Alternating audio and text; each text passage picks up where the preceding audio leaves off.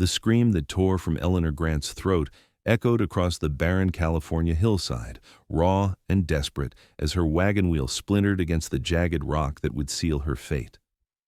It was September 1872, and the unforgiving sun beat down on Lone Pine with a vengeance that matched her current predicament.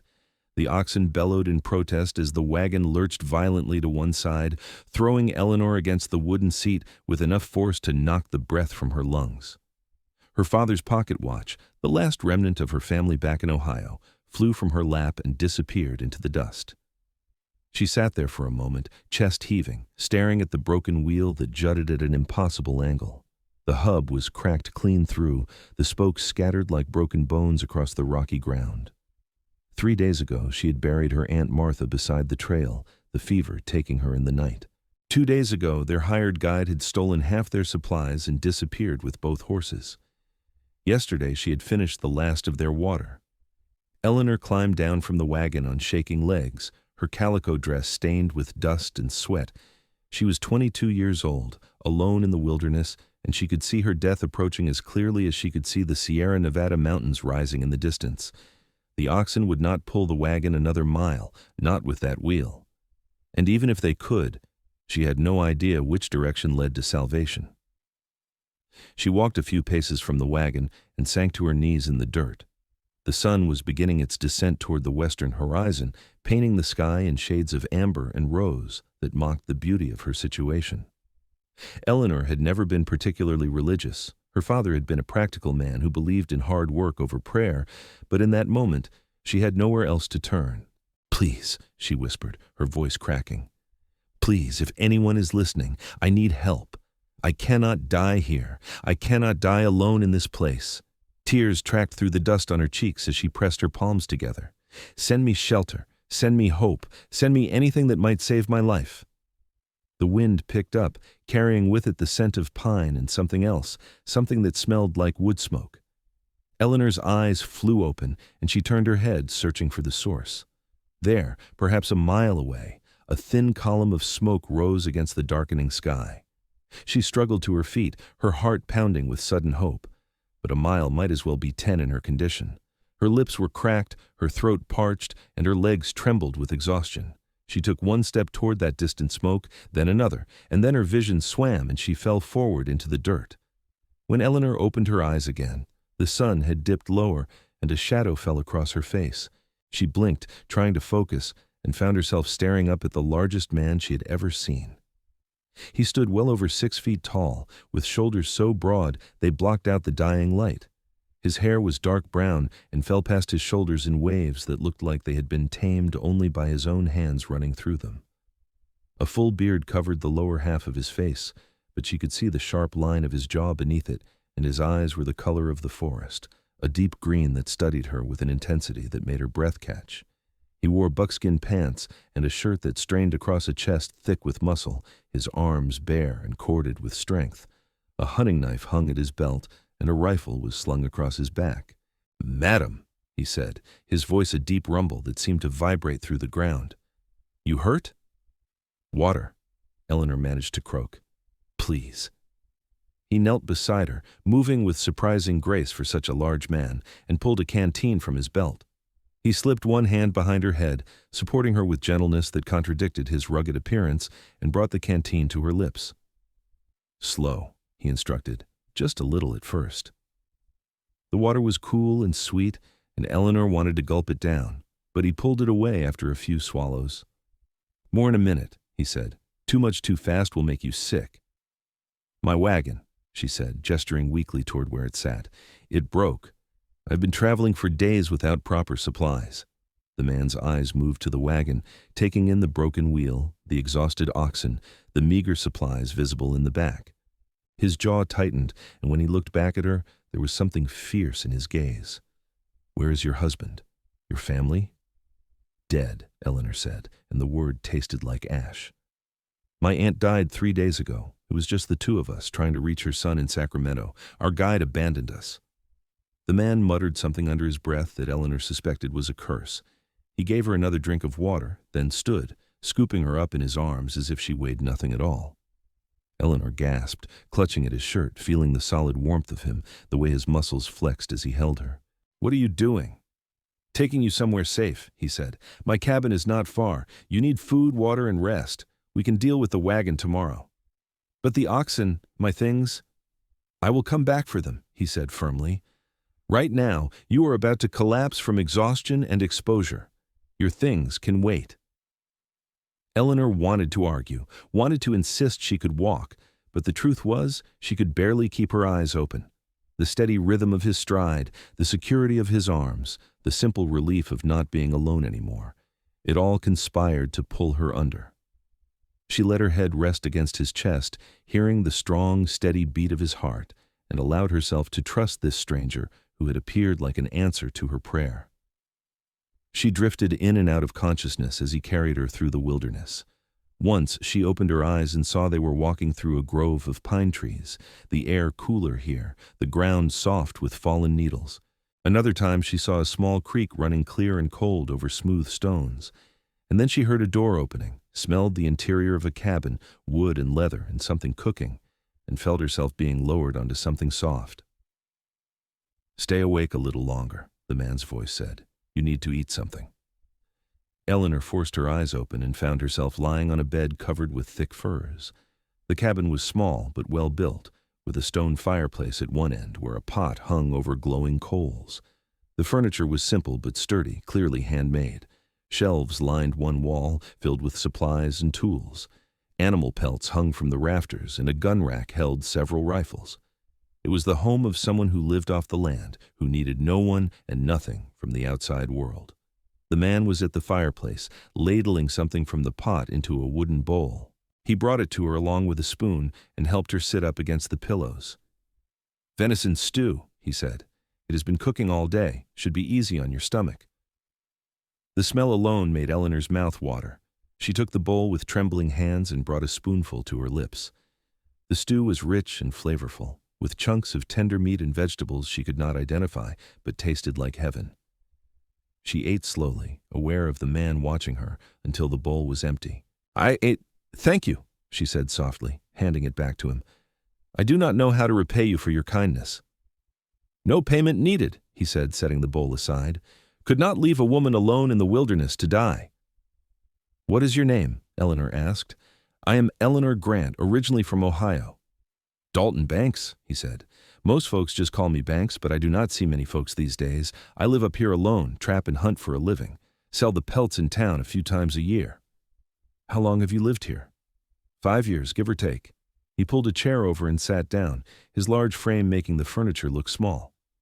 "Came out west after the war. Did not feel like going back to what I left behind, so I just kept moving until I found a place that felt right." Eleanor could see it in his eyes, the shadows that lingered there, the weight of things he did not speak about. She knew that look. Her father had worn it after her mother died, a grief so deep it changed the shape of a person. "The war," she said quietly. "You fought?" 4 years, Dalton said. "Long enough." He leaned forward, resting his forearms on his knees. "What about you? What brings a woman and her aunt across the country alone?" "My aunt's son sent for her," Eleanor explained. "He moved to California during the gold rush, made a good life for himself in Sacramento. When my father died last year, my aunt insisted I come with her, said there was nothing left for us in Ohio. She was right, but I never imagined—" Her voice broke, and she looked away, blinking back tears. "She was all I had left." Dalton was quiet for a moment, then he stood and moved to a trunk in the corner. He pulled out a folded quilt and brought it to her. "You should rest," he said. "We can talk more in the morning. I will sleep by the fire tonight." "This is your bed," Eleanor protested. "I cannot take it." "You can and you will," Dalton said, his tone leaving no room for argument. "You have been through enough. Let me do this." Eleanor wanted to protest further, but exhaustion was pulling at her like a physical weight. She lay back against the pillows, and Dalton covered her with the quilt. It smelled like him, like pine and leather, and something distinctly masculine that made her feel safe in a way she had not felt since her father died. "Thank you," she whispered, "for answering my prayer." Dalton's expression softened slightly. "Get some sleep, Eleanor. You're safe here." She closed her eyes and let sleep take her, secure in the knowledge that for the first time in days, she did not have to be afraid. When Eleanor woke, sunlight was streaming through the cabin's single window, and the smell of coffee and frying bacon filled the air. She sat up slowly, her body aching but no longer trembling with exhaustion. Dalton was at the fireplace, cooking breakfast, his back to her. She took a moment to simply watch him, noting the way he moved with quiet confidence, the breadth of his shoulders, the strength evident in every line of his body. "Morning," she said softly. He turned, and his stern features relaxed slightly. "Morning. How do you feel?" "Much better," Eleanor said honestly. "Sore, but better." "Good." He brought her a plate with bacon, eggs, and a thick slice of bread. "Eat up. After breakfast, we will go get your wagon and bring your things here." "You do not have to do that," Eleanor said, even as she accepted the plate gratefully. "I have imposed on you enough already." "Not an imposition," Dalton said firmly. He poured 2 cups of coffee and handed her one. "What kind of man would I be if I left you stranded? Besides, we need to figure out what you are going to do next." Eleanor had been trying not to think about that. She had no money, no supplies, no way to reach Sacramento on her own. Her aunt's son did not even know they were coming. The whole situation felt overwhelming when she let herself consider it too deeply. "I suppose I need to get to Sacramento somehow," she said slowly. "My cousin would take me in, I think. I've never met him, but my aunt spoke of him often. He runs a general store there." Dalton nodded, sipping his coffee. "Sacramento's about a week's ride from here, assuming good weather and no trouble. The wagon wheel is broken beyond repair, but I might be able to fashion something temporary if I salvage enough parts. Or we could sell the oxen in Lone Pine and use the money for a stage ticket." "Is that the closest town?" "About 10 miles south," Dalton confirmed. "Small place, but they have a general store, a saloon, and a boarding house. Stage comes through twice a week." Eleanor set down her coffee cup, her mind working through the options. "I hate to ask more of you, but would you be willing to accompany me to Lone Pine? I could pay you once I reach Sacramento and contact my cousin." Dalton studied her for a long moment, his green eyes searching her face. "I will take you to Lone Pine," he said finally, "but I do not need payment. Consider it my Christian duty, even if I do not make it to church much these days." Relief flooded through Eleanor, so intense it brought tears to her eyes. "Thank you," she managed. "Truly, I do not know what I would have done if you had not found me." "Do not think about that," Dalton said, his voice gentler than she had heard it before. "You are safe now, and we will get you where you need to go." They finished breakfast in companionable silence, and then Dalton helped her outside. The morning air was crisp and cool, a welcome relief from the oppressive heat of the previous day.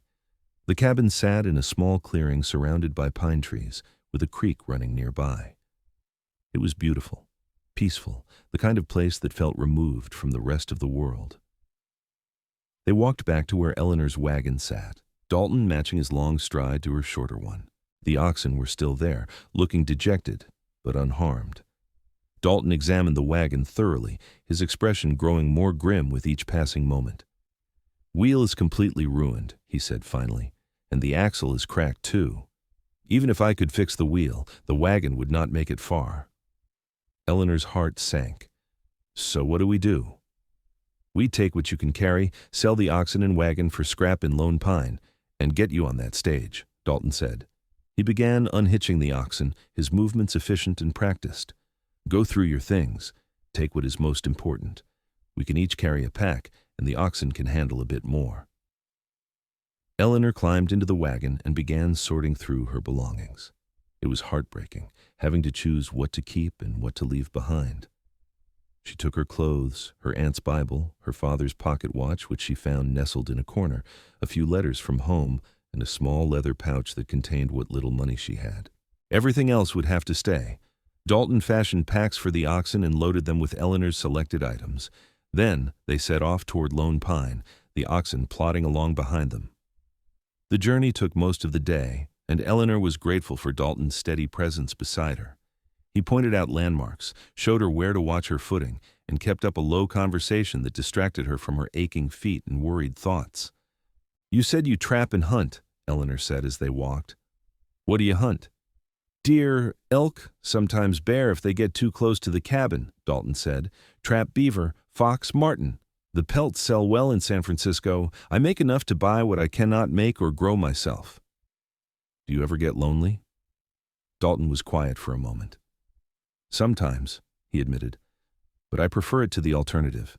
People are complicated, messy. Animals are straightforward. You know where you stand with them. But surely you miss human companionship, Eleanor pressed. Conversation, laughter, all the things that make life worth living. I had enough of people during the war, Dalton said, his voice taking on a harder edge. Saw what they were capable of, the cruelty and the violence.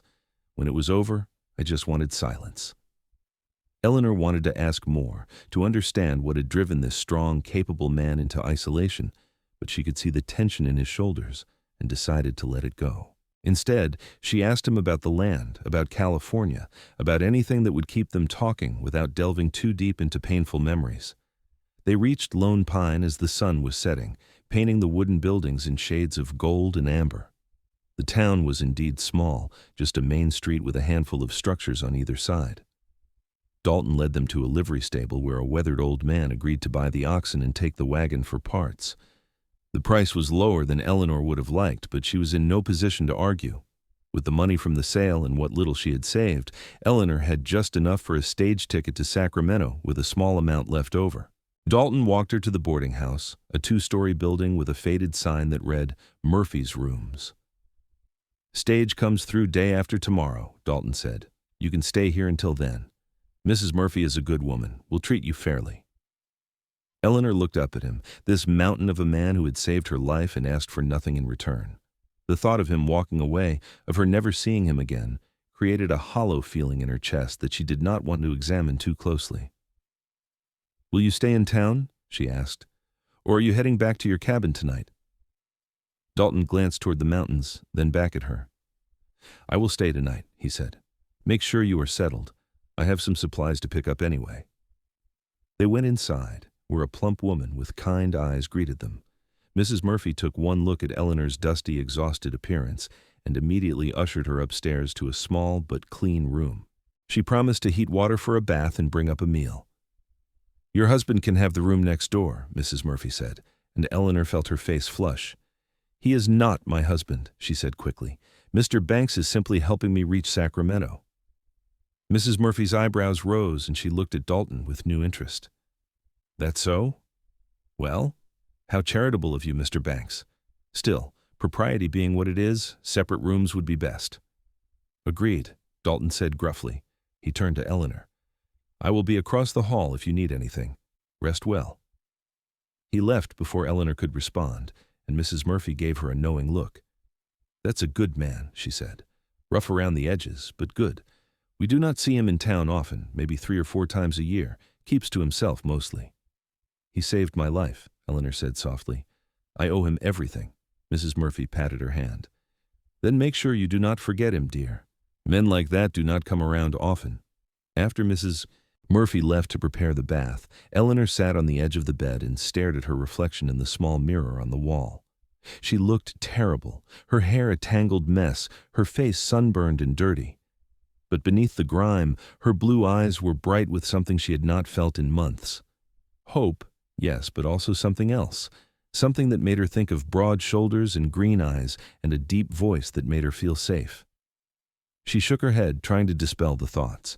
She had known Dalton for barely a day. Whatever she was feeling was surely just gratitude, nothing more. Once she reached Sacramento, once she started her new life, she would forget about the mountain man who had appeared like an answer to prayer. But even as she thought it, Eleanor knew it was a lie. The bath, when it came, was heavenly.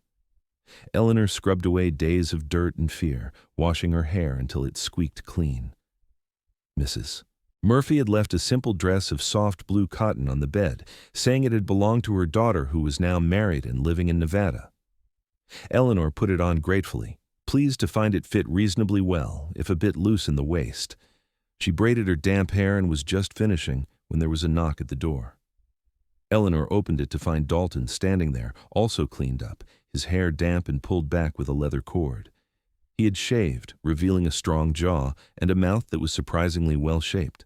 Without the full beard, he looked younger, perhaps 30 or 31, and even more handsome in a rugged, untamed way. "Mrs. Murphy is serving supper downstairs," he said. "Thought you might want to join me."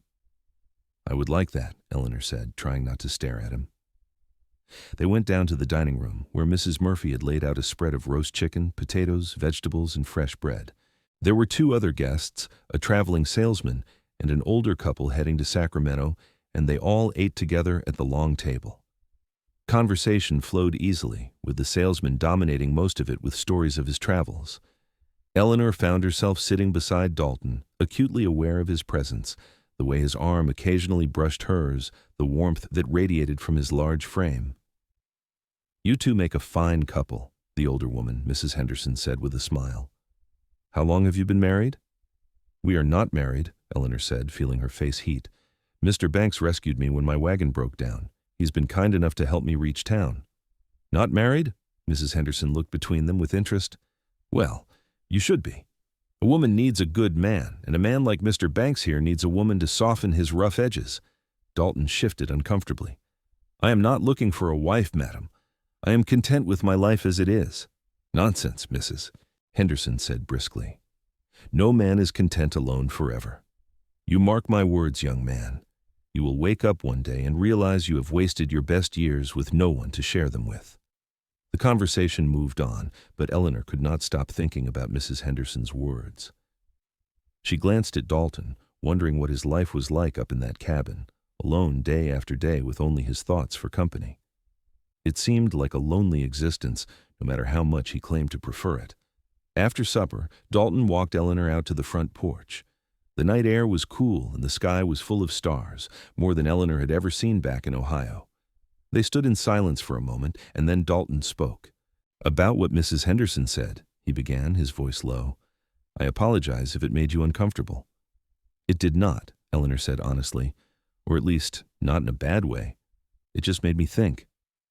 "About what?" Eleanor hesitated, then decided to be honest. "About how strange life is.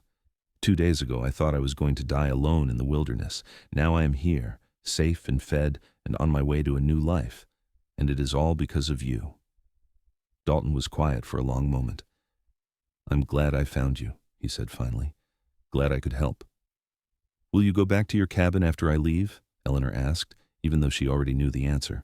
"That is the plan," Dalton said. "It is my home." "Will you ever come down from the mountain?" The question came out more wistfully than Eleanor intended. "Ever want more than just solitude?" Dalton turned to look at her, and in the moonlight, his eyes were dark and unreadable. "I used to want a lot of things," he said. "A wife, children, a farm of my own. But the war changed me. I saw too much, did too much. I am not the man I was, and I am not sure I would be good for anyone now." "I think you are wrong," Eleanor said softly. "I think you are exactly the kind of man any woman would be lucky to have. Strong, kind, protective. You saved my life without hesitation, asked for nothing in return. That is not the action of a man too broken to love." Dalton's jaw tightened. "You do not know me, Eleanor. You do not know what I have done." "Then tell me," she challenged. "Tell me what haunts you." He looked away, his hands gripping the porch railing. "I killed men," he said flatly. "A lot of men. Some of them were trying to kill me, but some of them were just boys who did not know what they were fighting for. I can still see their faces sometimes when I close my eyes at night. I hear the sounds of battle in my sleep, the screams, the gunfire, the smell of blood and powder. That is why I live alone, Eleanor, because I do not trust myself around people anymore, because I am afraid of what I might become if I let myself feel too much." Eleanor's heart ached for him, for the pain she could hear in his voice. She reached out and placed her hand over his where it gripped the railing. "You are not that person anymore," she said firmly. "The man who saved me, who has shown me nothing but kindness, that is who you are now. Whatever you did during the war, whatever you had to do to survive, it does not define you unless you let it." Dalton looked down at her hand on his, and something flickered in his eyes, something vulnerable and raw. "You make it sound so simple." "Maybe it is," Eleanor said. "Maybe you just have to decide to forgive yourself." They stood there for a long moment, hands touching, the night air cool around them. Then Dalton pulled away gently. and the moment broke. "You should get some rest," he said, his voice rough. "Big day tomorrow." Eleanor nodded, though what she wanted was to stay there with him, to keep talking until she understood all the pieces of this complicated, damaged, beautiful man. "Good night, Dalton." "Good night, Eleanor." She went inside, but she could feel his gaze on her back, and when she reached the stairs, she looked back. He was still standing there, watching her, and the expression on his face made her breath catch. It was longing, pure and simple, the look of a man who wanted something he did not believe he could have. Eleanor climbed the stairs slowly, her mind whirling. She barely knew Dalton, had spent less than 2 days in his company, but she felt drawn to him in a way she had never experienced before. It was not just gratitude, though she was certainly grateful. It was something deeper, something that made her heart race and her skin tingle when he was near. She lay in bed that night, staring at the ceiling, thinking about a cabin in the mountains and a man who lived there alone, thinking about green eyes and broad shoulders and a voice that made her feel safe, thinking about a life she had never imagined, so different from the one she had planned, and she wondered, with a mixture of excitement and terror, if maybe God had not just sent Dalton to save her life. Maybe he had sent Dalton to change it entirely. The next day dawned clear and bright, and Eleanor woke with a sense of purpose. She dressed carefully in the blue dress Mrs. Murphy had given her and went downstairs to find Dalton already at breakfast. He stood when she entered, his manners impeccable despite his rough exterior. "Morning," he said, pulling out a chair for her. "Good morning," Eleanor replied, sitting down. Mrs. Murphy brought her coffee and a plate of eggs and bacon, and they ate in companionable silence for a while. "Stage does not come until tomorrow," Dalton said finally. "I was thinking I could show you around town today, such as it is. Not much to see, but better than sitting in your room all day." "I would like that," Eleanor said, surprised by how much she meant it. Any excuse to spend more time with him felt like a gift. They spent the morning exploring Lone Pine. Dalton showed her the general store, where the owner, a jovial man named Mr. Peterson, greeted Dalton with surprised pleasure. "Banks! Did not expect to see you until winter," Mr. Peterson said. "What brings you down from the mountain?" "Helping a lady get to Sacramento," Dalton said, nodding toward Eleanor. "This is Miss Eleanor Grant. Eleanor, this is Mr. Peterson.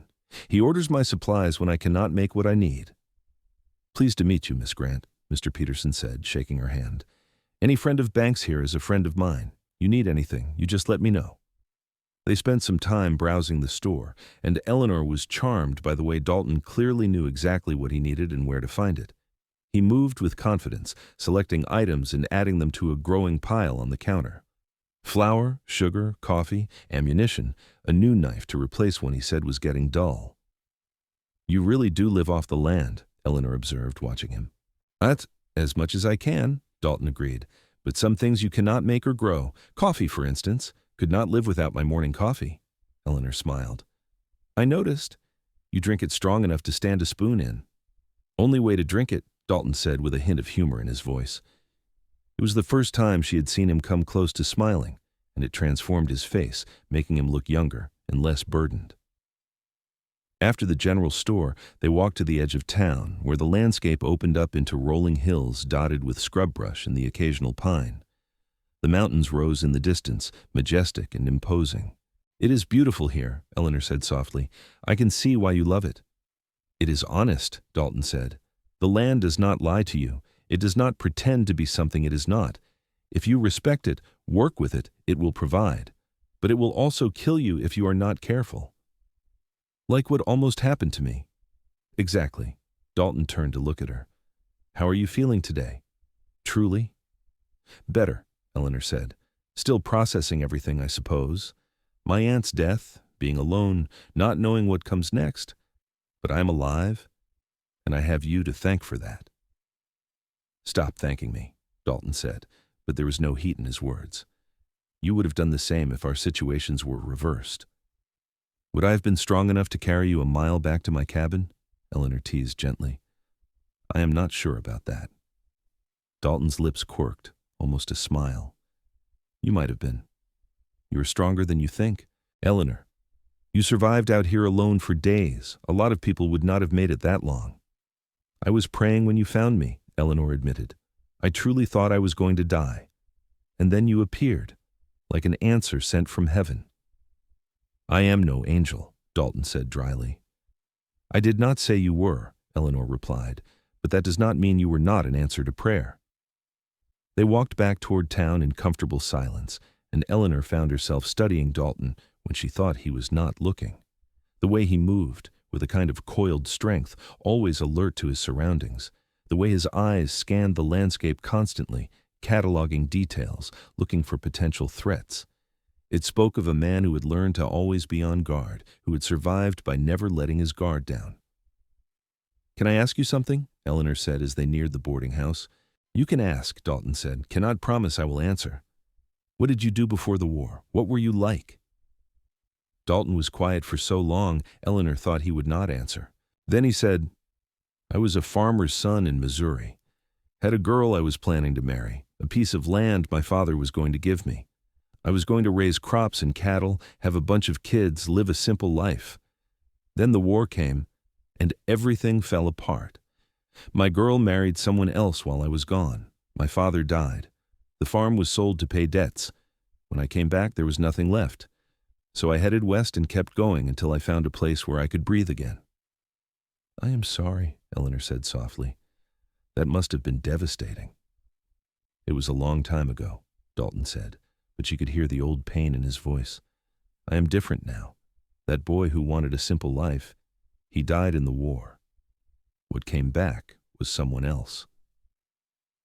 "I do not believe that," Eleanor said. "I think that boy is still in there, just buried under a lot of hurt and grief. I think he could come back if he wanted to." Dalton stopped walking and turned to face her. "Why do you care?" he asked, his voice intense. "Why does it matter to you what I am or who I used to be? You are leaving tomorrow, Eleanor. You will go to Sacramento, start your new life, and I will go back to my mountain. We will never see each other again." The words hit Eleanor like a physical blow, because she realized she did not want that. She did not want to never see Dalton again. The thought of him alone in that cabin, slowly growing older and more isolated, it broke her heart in a way she did not fully understand. "What if I do not want that?" she said quietly. "What if I want to see you again?" Dalton stared at her, something fierce and vulnerable warring in his expression. "Eleanor." "I know it is crazy," she interrupted. "I know I barely know you. But in the time I have spent with you, I have felt more alive, more hopeful than I have in months, maybe years. You make me feel safe and protected, but also challenged and seen. And I hope, that maybe I make you feel something too." "You do," Dalton said, the words seeming to be pulled from him against his will. "God help me, you do. But that does not change the facts.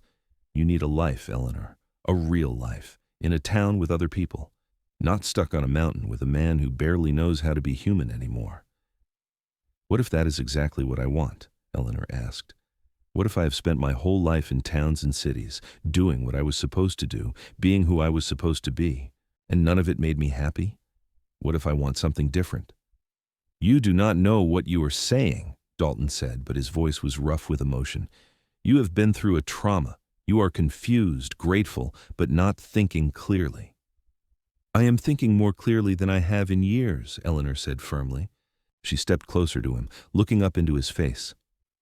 "I am not saying I want to marry you tomorrow or move into your cabin next week. I am just saying, do not close the door on this, on us, whatever this is." Dalton's hands came up, hovering near her shoulders as if he wanted to touch her but did not dare. "What are you asking for?" "Time," Eleanor said. "A chance. Will you write to me? If I go to Sacramento, if I get settled, will you write to me? And if you come down from the mountain, will you come see me?" "I do not write much," Dalton said, "and I only come to town a few times a year."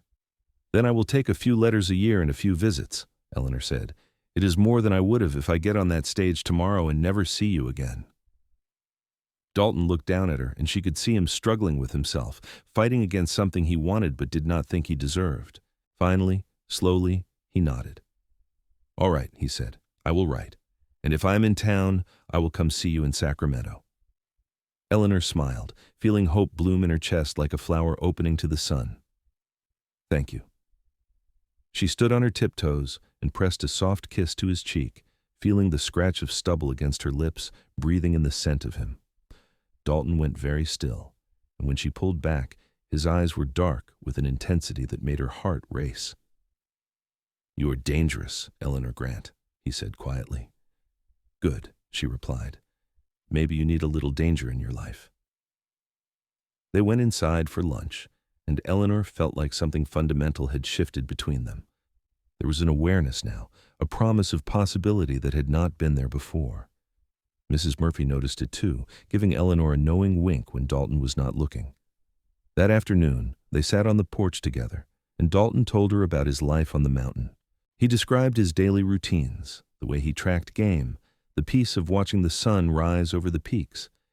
He told her about the harsh winters, when the snow piled so high he had to dig his way out of the cabin, and the brief, glorious summers when wildflowers covered the meadows. Eleanor told him about her childhood in Ohio, about her father who had been a schoolteacher, her mother who had died when she was 12. She told him about her Aunt Martha, who had been stern but loving, and about her dreams of adventure that had seemed impossible in the confines of small-town life. "So you did want adventure," Dalton observed. "Just maybe not quite this much." "Exactly," Eleanor agreed with a laugh. "I wanted to see new places, meet new people, have experiences. I did not necessarily want to almost die in the wilderness." "Well, you have definitely had an experience now," Dalton said dryly.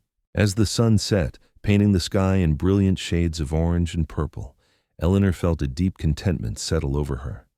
Tomorrow she would leave, would start her new life in Sacramento, but it no longer felt like an ending. It felt like a beginning, one that included the possibility of this strong, complicated man who had saved her life. That night, as they said goodnight at her door, Dalton hesitated. "I want you to know," he said slowly, "that I have not felt this way about anyone in a very long time. You scare me, Eleanor, because you make me want things I thought I had given up on." "I am scared too," Eleanor admitted, "but I think the best things in life are a little scary. They have to be, because they matter so much."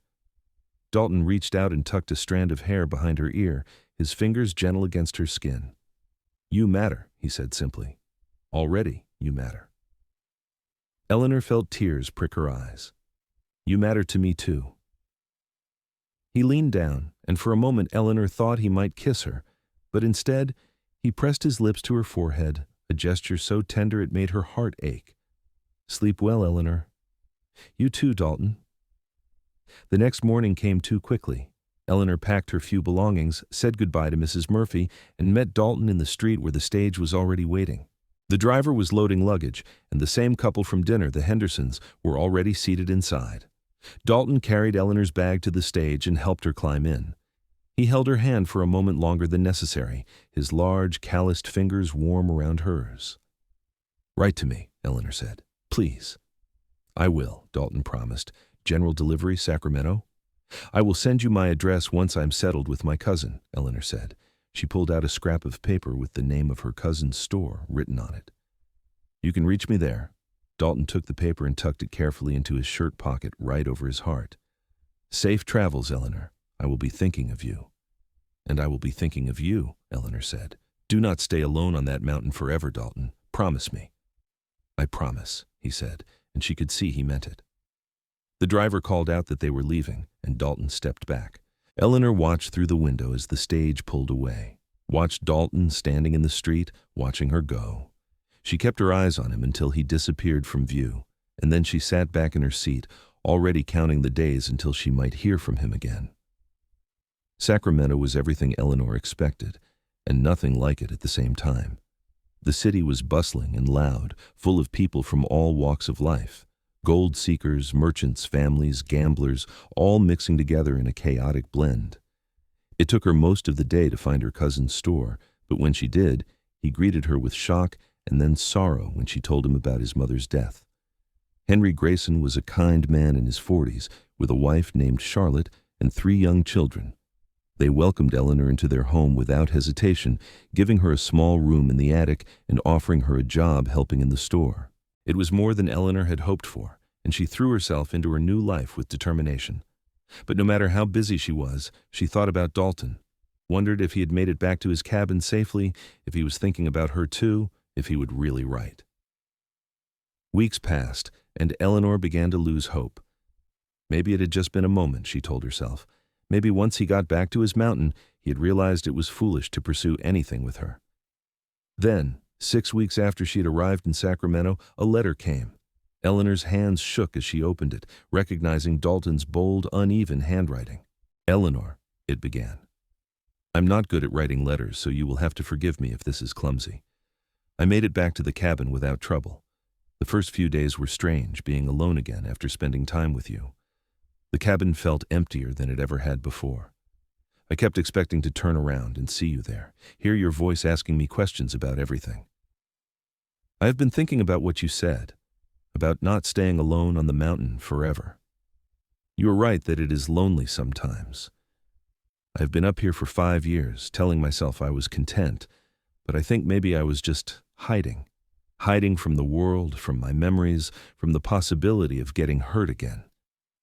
You make me want to stop hiding. I do not know what that looks like yet, but I wanted you to know that you have changed something in me. You have reminded me that there is more to life than just surviving. I will come to Sacramento in the spring when the weather clears. If you still want to see me, that is. If you have not changed your mind about a rough mountain man who barely knows how to talk to people. Stay safe, Eleanor. I think about you more than I should. Dalton." Eleanor read the letter 3 times, then pressed it to her chest, tears streaming down her face. He had written. He was coming in the spring. She had not imagined what they had felt between them. She wrote back immediately, telling him about her life in Sacramento, about her cousin's kindness, about how she thought of him every day. She told him she had not changed her mind, that she was counting the days until spring. Thus began a correspondence that sustained Eleanor through the winter. Dalton's letters came every few weeks, sometimes short and to the point, sometimes longer, revealing pieces of himself he had never shared with anyone. He wrote about his childhood, about the farm, about the girl he had loved who had not waited for him. He wrote about the war, hesitantly at first, then with more openness as Eleanor encouraged him to share his pain. Eleanor wrote back faithfully, telling him about her days, about the customers in the store, about the city growing and changing around her. But mostly she wrote about the things that mattered, her hopes, her fears, her growing certainty that what she felt for him was real and lasting. Winter in Sacramento was mild compared to Ohio, but Eleanor imagined Dalton snowed in at his cabin, the world white and silent around him. She worried about him, hoped he was safe and warm and not too lonely. When spring finally came, Eleanor was wound tight with anticipation. Every time the door to the store opened, her heart leaped, hoping it would be him. Her cousin Henry noticed her distraction and teased her gently about it until she finally told him the whole story. "So this mountain man saved your life," Henry said thoughtfully. "And now you are in love with him?" "I think I am," Eleanor admitted. "Is that crazy? I barely know him." "Your Aunt Martha always said, when you know, you know," Henry replied. "She and her husband knew within a week that they wanted to marry. Sometimes it is like that." "He might not feel the same way," Eleanor said, voicing her deepest fear. "He might come and realize it was all in his head, or mine." "Or he might walk through that door and sweep you off your feet," Charlotte said, having been listening from the back of the store. "Either way, you will know soon enough." It was a bright April day when Dalton finally arrived. Eleanor was arranging a display of fabric when the door opened and she looked up automatically. Her heart stopped. He stood in the doorway, looking out of place in his buckskins among the civilized surroundings of the store. But he was there. He was really there. His hair was longer than she remembered, his beard fuller, but his green eyes found hers immediately, and the look in them made her knees weak. "Dalton," she breathed. "Eleanor." She ran to him, propriety forgotten, and he caught her in his arms, lifting her off her feet. She buried her face in his neck, breathing in the familiar scent of him, feeling the solid warmth of his body against hers. "You came," she said against his skin. "I told you I would," Dalton replied, his voice rough with emotion. He set her down gently but did not let her go, his hands framing her face as he looked at her. "God, I have missed you." "I have missed you too," Eleanor said, feeling tears slide down her cheeks. "So much." Henry cleared his throat delicately, and Eleanor suddenly remembered they had an audience. She stepped back, blushing, but kept her hand in Dalton's. "Henry, Charlotte, this is Dalton Banks," she said. "Dalton, this is my cousin Henry and his wife Charlotte." "Pleased to meet you," Dalton said, shaking hands with both of them. "Thank you for taking care of Eleanor."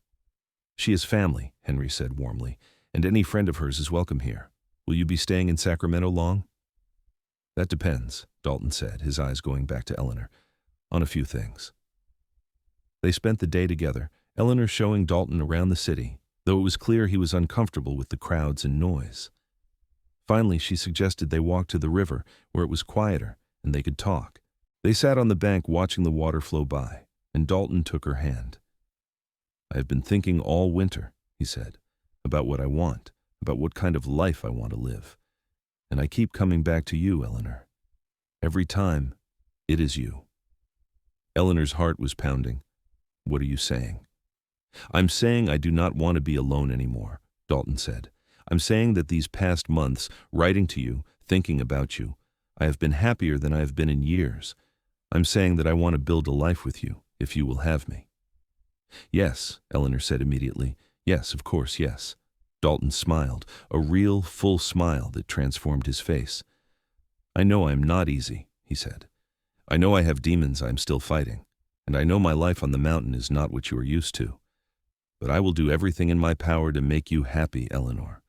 I will give you everything I have." "I do not need everything," Eleanor said softly. "I just need you."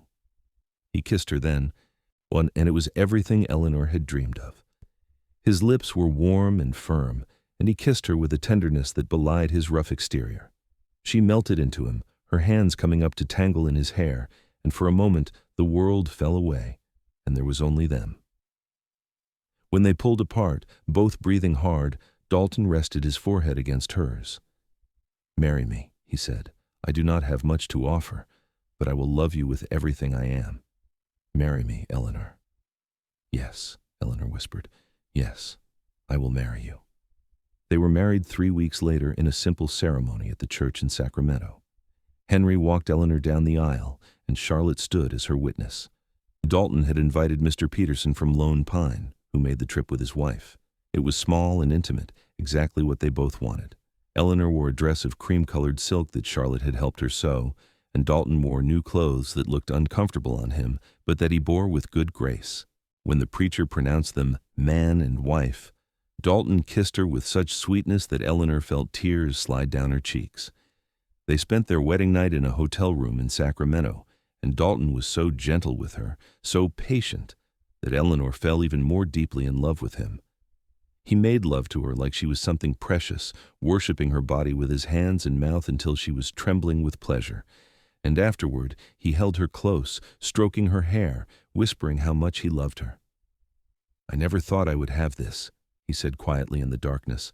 "Never thought I deserved it." "You deserve everything good in this world," Eleanor told him fiercely, "and I am going to spend the rest of my life making sure you know it." They stayed in Sacramento for another week, helping Eleanor gather her belongings and say her goodbyes. Henry and Charlotte were sad to see her go, but happy for her, promising to visit once they got settled. The journey back to Dalton's cabin was long but beautiful. They traveled slowly, camping under the stars, and Dalton showed her the wilderness through his eyes. He taught her to read the signs of the forest, to identify animal tracks, to find water and edible plants. Eleanor soaked it all in, eager to learn, eager to become part of his world. When they finally reached the cabin, Eleanor was enchanted all over again. Dalton had clearly worked hard to prepare for her arrival. There were new curtains on the windows, a larger bed with a real mattress, a rocking chair by the fireplace. He had built shelves for her books, expanded the garden, even constructed a small root cellar. "You did all this for me?" Eleanor asked, touched beyond words. "I wanted you to be comfortable," Dalton said, looking almost shy. "Wanted it to feel like a real home." "It does," Eleanor said, wrapping her arms around him, "because you are here." They settled into married life with surprising ease. Eleanor learned to cook on the wood stove, to preserve food for the winter, to help Dalton with his trapping and hunting. She had never been happier, never felt more alive. The hard work did not bother her because she was doing it alongside the man she loved, building a life together. Dalton, for his part, seemed to relax more with each passing day. The haunted look in his eyes faded, replaced by contentment. He smiled more, laughed more, talked more. Eleanor drew him out little by little, helping him heal from wounds that went deeper than flesh. At night, they lay in bed together, and Dalton would tell her stories of his childhood, or Eleanor would read to him from one of her books. Sometimes they would make love with urgent passion, other times with slow tenderness. Every time, Eleanor felt the bond between them grow stronger. Their first winter on the mountain was challenging but beautiful. The snow came early and heavy, sealing them in, but Eleanor loved the enforced intimacy. They spent long evenings by the fire, talking and planning for the future. Dalton taught her to shoot, insisted she know how to protect herself if he was ever away from the cabin. Eleanor taught him to read better, as his schooling had been interrupted by the war, and they worked through books together. Spring came with a rush of meltwater and blooming flowers, and with it, a discovery that filled Eleanor with joy and terror in equal measure. She was pregnant. She told Dalton one morning as they sat over breakfast, watching the sun rise over the mountains. "I have news," she said, her hand resting on her still flat stomach. Dalton looked at her, his expression alert. "What kind of news?" "The best kind," Eleanor said, smiling through her nervous tears. "We are going to have a baby." Dalton went very still, and for a moment Eleanor worried. Then he was out of his chair, pulling her into his arms, holding her so tightly she could barely breathe. "A baby," he said, his voice choked with emotion. "We are going to have a baby." "Are you happy?" Eleanor asked, even though she could feel the answer in the way he held her. "Happy does not begin to cover it," Dalton said. He pulled back, cupping her face in his hands. "You have given me everything, Eleanor. A home, a purpose, love, and now a child. I do not know what I did to deserve you, but I will spend every day for the rest of my life trying to be worthy of you." "You already are," Eleanor said softly. "You already are." The pregnancy progressed smoothly, though Dalton fussed over her constantly, insisting she rest more, eat more, do less. Eleanor found it endearing, even when it was frustrating. He was so protective, so determined to keep her safe, that she did not have the heart to argue with him much. As her belly grew, Dalton would talk to their unborn child, his hand spread across her stomach, telling stories and making promises. Eleanor would watch him, love swelling in her chest until she thought she might burst with it. In late autumn, when the leaves were turning gold and the air had a crisp bite to it, their son was born. It was a long labor, and there were moments when Dalton looked terrified, helpless in a way he never was when facing down a bear or navigating a blizzard. But he stayed by her side, holding her hand, wiping her forehead, encouraging her. When the baby finally came, screaming his outrage at the world, Dalton cut the cord with shaking hands and helped Eleanor clean him. They wrapped their son in soft blankets, and Eleanor held him, marveling at his tiny fingers, his shock of dark hair, the way he quieted when she spoke to him. "What should we name him?" Dalton asked, his finger tracing their son's cheek with infinite gentleness. "What about James?" Eleanor suggested. "After your father." Dalton's eyes filled with tears. "James," he repeated. "James Banks. I like that." They adjusted to life with a baby, the cabin filling with new sounds and new routines. Dalton was a devoted father, getting up with Eleanor in the night, changing diapers without complaint, spending hours just holding his son and staring at him in wonder. Watching them together, Eleanor fell in love with her husband all over again. The years passed in a blur of happiness. James grew into a sturdy, curious boy who followed his father everywhere, learning to track and hunt and survive in the wilderness. Eleanor taught him to read and write, using the skills her father had passed down to her. They were isolated, but never lonely, a family complete unto itself. When James was 3, they made the trip to Sacramento so Henry and Charlotte could meet him. The visit was joyous, full of laughter and stories. Henry pulled Dalton aside at one point and said, "You have made my cousin very happy. Thank you for that." "She saved me," Dalton replied simply. "I was half dead when I found her, just did not know it. She brought me back to life."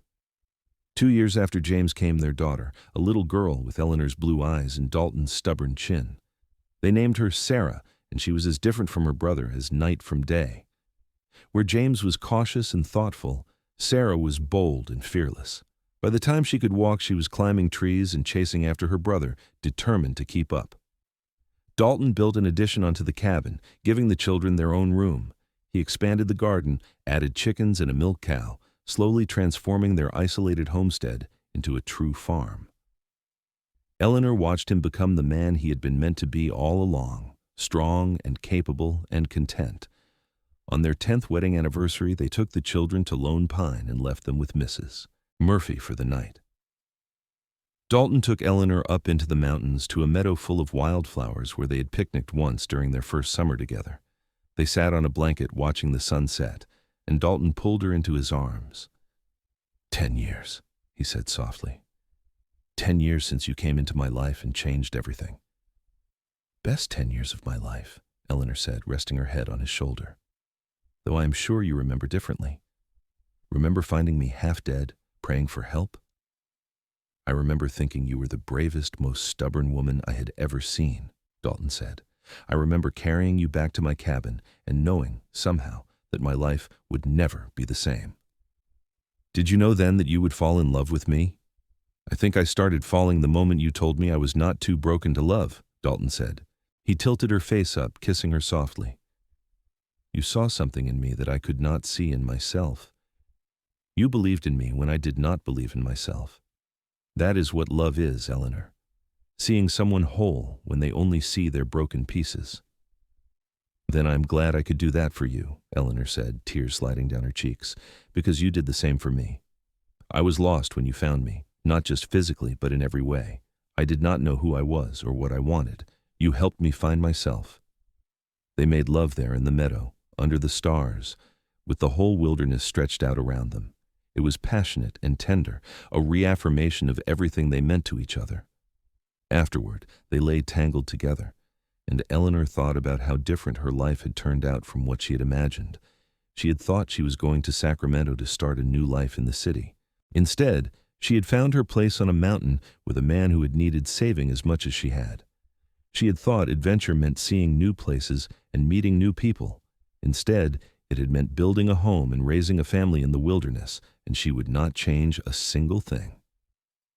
More years passed, filled with the ordinary and extraordinary moments that make up a life.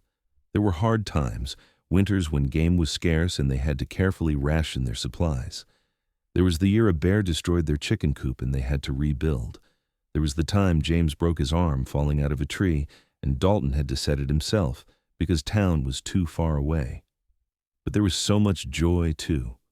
Christmas mornings with homemade presents and laughter, summer evenings catching fireflies, teaching the children to read and watch them discover the magic of stories, quiet nights with Dalton, still as in love as they had been the day they married. When Eleanor was 38, they had one more child, a son they named Daniel. He was their surprise, their late blessing, and they doted on him shamelessly. James and Sarah, now teenagers, took to their new brother with enthusiasm, competing to see who could make him laugh harder. Dalton was 50 now, his hair streaked with silver, his body still strong but bearing the marks of hard years. Eleanor had lines around her eyes and threads of gray in her brown hair, but Dalton still looked at her like she was the most beautiful thing he had ever seen. "We are getting old," Eleanor said one night as they sat on the porch, watching the stars. "Speak for yourself," Dalton said with mock offense. "I'm in my prime." Eleanor laughed and swatted his arm. "Your back hurts when you chop wood, and you groan every time you stand up."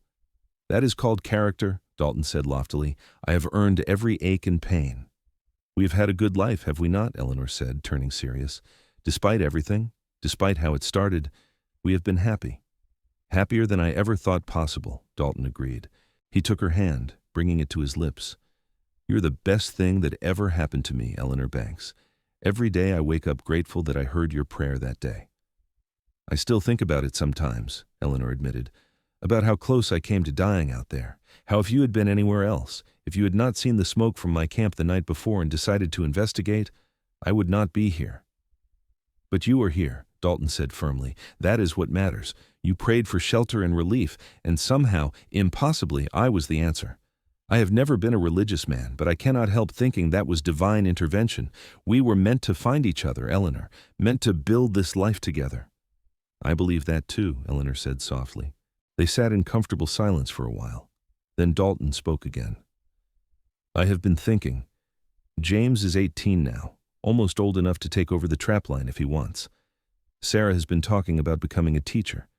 And Daniel, well, he is still young, but he will grow. My point is, our children are growing up. They are going to make their own lives soon." "What are you saying?" Eleanor asked, a hint of worry in her voice. "I'm saying maybe we should think about what we want for the next chapter," Dalton said. "I am happy here, happier than I ever thought I would be. But if you want to move to town, be closer to people, I would do that for you. If you want to travel, see more of the world, we could do that too. Whatever you want, Eleanor. I just want you to be happy." Eleanor thought about it, considered the possibilities. Then she shook her head. "I do not want to be anywhere else," she said. "This mountain, this cabin, this life with you, it is everything I ever wanted. When I prayed for relief that day, I was praying to survive. But what I got was so much more. I got a home, a family, a love that has sustained me through everything. Why would I want anything different?" Dalton pulled her close, kissing the top of her head. "Then we stay," he said simply. "We stay right here, right where we belong." And they did. The children grew and made their own choices. James stayed on the mountain, building his own cabin a few miles away and taking over most of the trapping and hunting. Sarah went to Sacramento to attend school, wanting to become a teacher like her grandfather had been.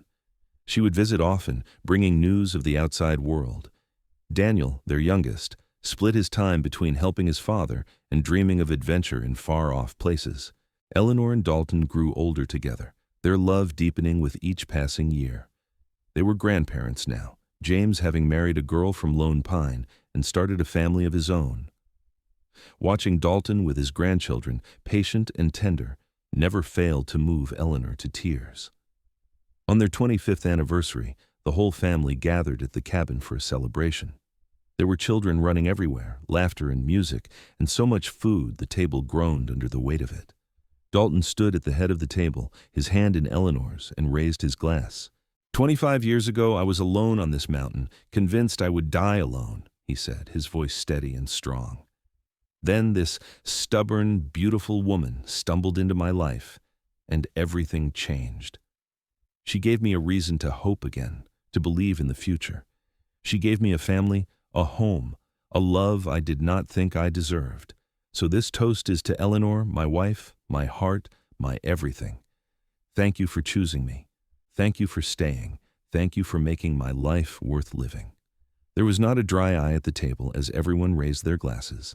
Eleanor could barely see through her tears as she looked at her husband, this mountain of a man who had been brought to his knees by love. "I am the lucky one," she said softly, "just for him.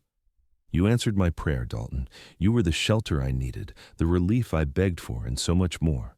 You were my salvation in every way that matters." They kissed to cheers and applause, and Eleanor thought about the girl she had been 25 years ago, alone and afraid, praying for help in the wilderness. If she could have seen this future, if she could have known what was waiting for her, she never would have been afraid at all. Because the best prayers are not the ones where we tell God what we want. They are the ones where we ask for help and trust that the answer will be better than anything we could have imagined. Eleanor had prayed for shelter, and God had given her a home. She had prayed for relief, and God had given her a lifetime of joy. She had prayed for salvation, and God had given her Dalton. As the party continued around them, Dalton pulled Eleanor away from the crowd, back to their favorite spot on the porch. They sat in their rocking chairs, holding hands, watching the sun set over the mountains they had made their kingdom. "No regrets?" Dalton asked, his thumb tracing circles on her palm. "Not a single one," Eleanor replied. "You?" "Only that I did not find you sooner," Dalton said. "But I suppose the timing was right. We both needed to go through what we went through to be ready for each other." "True," Eleanor agreed. "I would not have appreciated you if I had not known what it was like to be alone and afraid, and you would not have been ready for me if you had not spent those years healing on this mountain." "We saved each other," Dalton said simply. "Yes," Eleanor said. "We did." They sat in comfortable silence as the stars began to appear, one by one, in the darkening sky. Inside the cabin, they could hear their family laughing and talking, the sound of home and love and everything good in the world. Eleanor thought about her journey, about the wagon that had broken, the guide who had abandoned them, her aunt's death. All of it had seemed like tragedy at the time, like the universe conspiring against her. But every single thing had led her here, to this moment, to this man, to this life. "I love you," she said, squeezing Dalton's hand, "more than I have words to express." "I love you too," Dalton replied, his voice rough with emotion. "Always have, always will." They sat together as the night deepened around them, two people who had found each other against impossible odds, who had built a life and a love that would endure whatever came. Eleanor had asked for relief, and she had received it in abundance. She had asked for shelter, and she had found it not just in a cabin, but in the arms of the man beside her.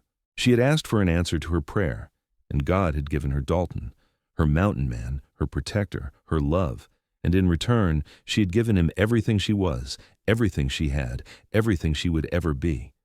It was more than enough. It was everything. As they finally stood to go inside, back to their family and their celebration, Eleanor took one last look at the mountains rising dark against the star-filled sky. This was home. This would always be home.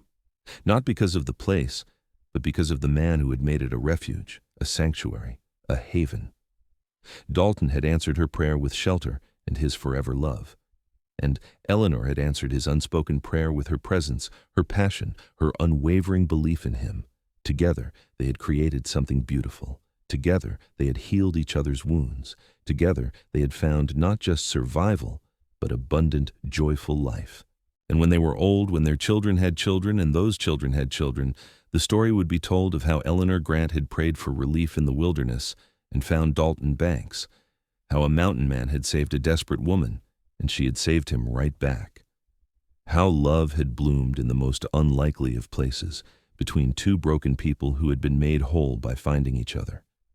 It was a story worth telling, a love worth celebrating, a life worth living. And as Eleanor fell asleep that night in her husband's arms, surrounded by the evidence of their life together, she whispered one more prayer. Not a prayer for help this time, but a prayer of gratitude. "Thank you," she prayed, "for sending me Dalton. Thank you for answering my prayer with more than I ever could have asked for or imagined.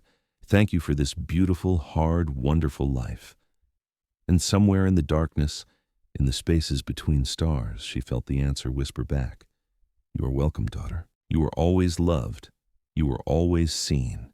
And you were always meant to find each other." Eleanor smiled and let sleep take her, secure in the knowledge that she was exactly where she was meant to be, with exactly who she was meant to be with, living exactly the life she was meant to live. Her prayer had been answered, and the answer had been perfect.